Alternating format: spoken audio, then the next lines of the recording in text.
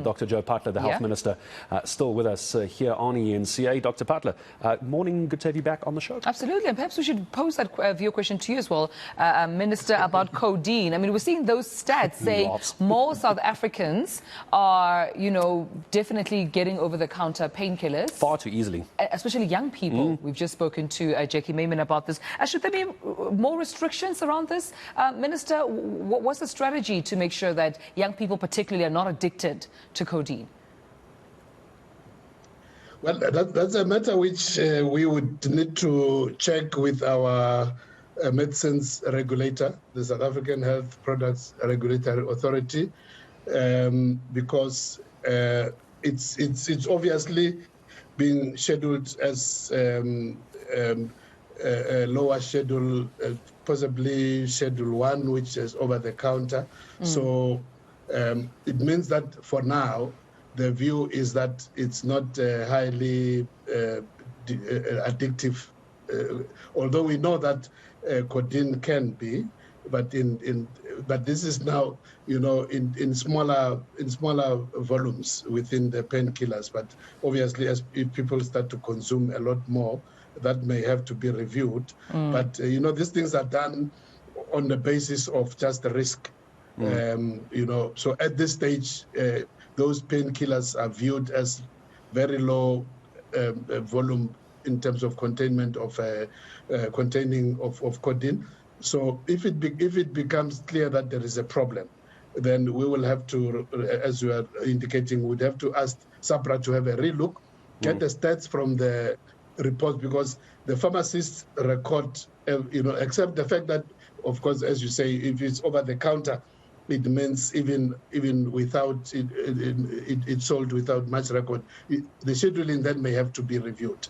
So and a centralised database, Minister, was suggested by Jackie Mayman that we spoke to just after 6 o'clock. Jackie Mayman, to remind you, is Independent Community Pharmacy Association, saying a centralised database is perhaps the way to go, thinking you, the Health Minister, might be the one to pick up the baton. How easy is it to create a centralised database? Well, you can only create a centralised database if you put it at the schedule where anybody buying it has to be recorded. So that's what we have to review. It's a matter which we will take up with the regulator to see whether we can raise the level of scheduling so that pharmacists can be compelled to record, so that once you have the record and it's centralized, then you are able to monitor. And if you need to push the scheduling higher, then you're able to. It's correct. It's just that at the current moment, not all codeine containing painkillers are required to be recorded. So that's what we need to, from my office, we need to follow up with the regulator, SAPRA, to make sure that we can move up to that level. Yes. All right. Minister, I want to move on to monkeypox. I know that there was, communication to South Africans not to panic. One case was recorded in Gauteng, and a second case was recently recorded. Where are we with monkeypox in the country, the detection of infectious diseases and the management of monkeypox? Well, I think as we said to the public at the time, just over 2 weeks ago, the situation remains within what the pattern of this kind of infectious disease is known to be, in the sense that there was a case recorded. The first case was recorded in the Gauteng province, and I think just over a week later, there was a second case which was recorded in the Western Cape, in Cape Town. Now, we did mention that definitely very different from COVID-19, because it doesn't spread through the air. It's spread very directly through a personal physical contact with another person, and therefore, now, since that time, so what we indicated, which was that there has to be contact tracing, that the contacts of each the individual who have tested positive must be followed up. That has been done in both cases. In terms of the case in Gauteng, there were 3 contacts who were traced. all those contacts were in self-isolation but monitored by district health authorities, and there has not been any positive tests of those contacts. Similarly, the Western Cape one, there were 6 contacts who were identified. They were monitored in isolation, and none of them tested positive. So at this stage, we still at the only 2 cases, Johannesburg and Cape Town, which tested positive, and their contacts have not tested positive at this stage, no symptoms at this stage. And even those ones who tested positive, very mild, and they have not developed any severe disease since then. So well, let's hope it stays like that. It's good news, isn't it, Dr. Phaahla? It's good news, at least for now. We've got the numbers. It's not too severe, but we'll keep a very close eye on that. Obviously, you're the health minister, Dr. Phaahla, but you're also a doctor. It's right there in the title. How would you have felt if you were suspended for speaking out about bad working conditions? Well, I know you're referring to the Rahima Musa issue.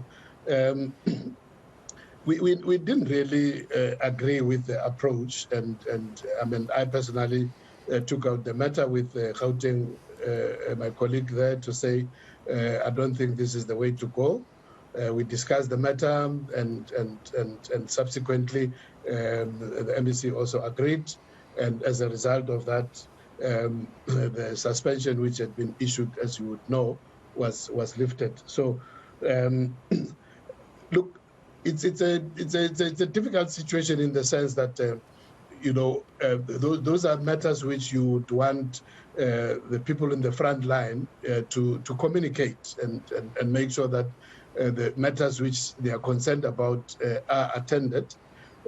So that's really what we support, that people at the front line, when they experience particular challenges and frustrations, they should be able to communicate those so that they can be attended. That's really my approach on the matter.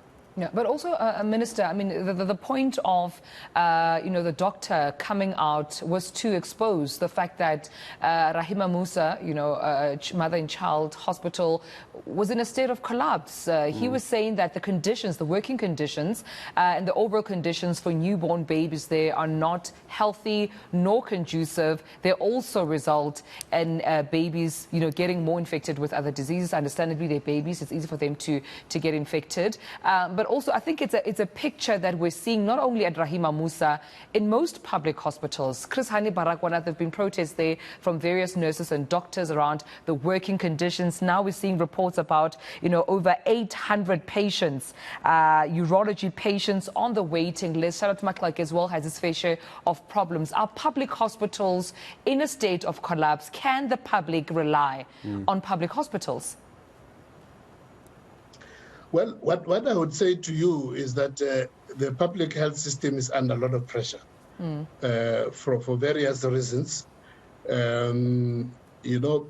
Sometime if any one of you would just maybe, when you have a few hours off, just take a drive to Chris Hani Baragwana or any of our public health hospitals, what you would realize is that the burden of disease is quite huge. So, of course, complicated over the last 2 years by the pandemic, a number of procedures, like, for instance, what you just mentioned about urology, have to be postponed.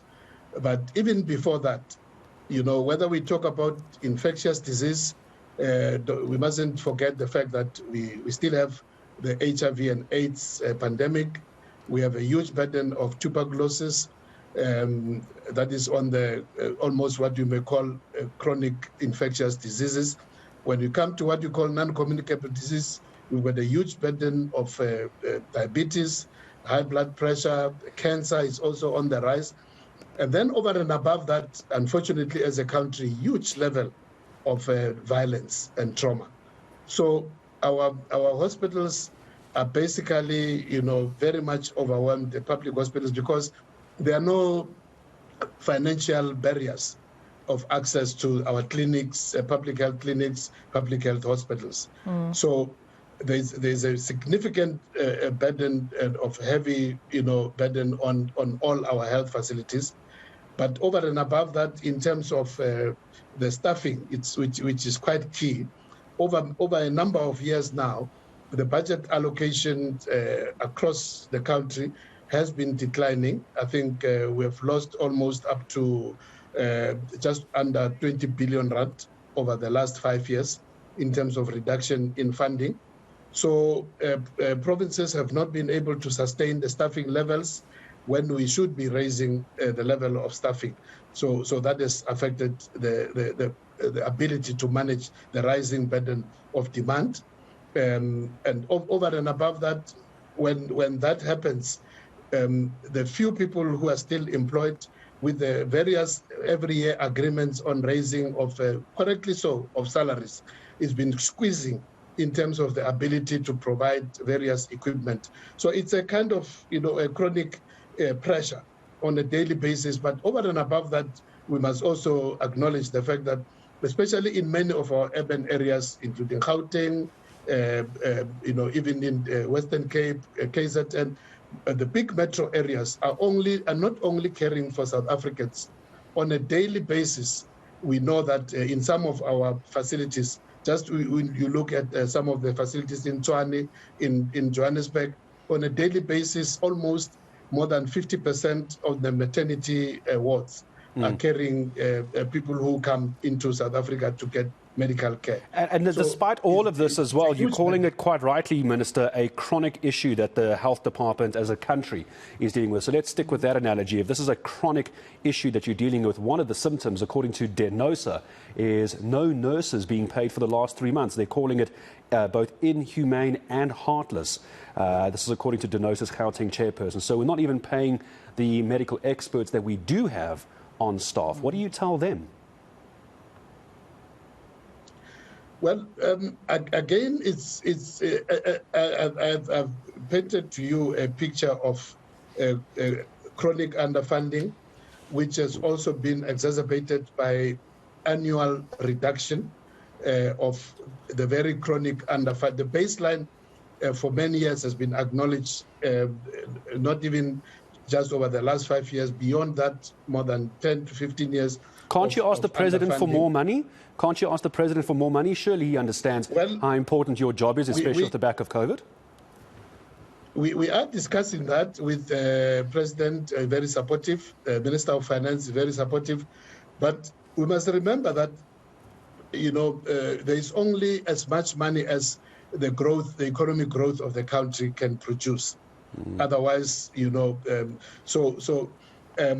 fact that, we are in the same country which has not seen any economic growth for over 10 years now, means that the revenue collection has not been improving. So we also quite understanding, as much as I'll be very clear that I've got no hesitation in terms of the support I'm getting from the president and also from my colleague, Minister Godongwana.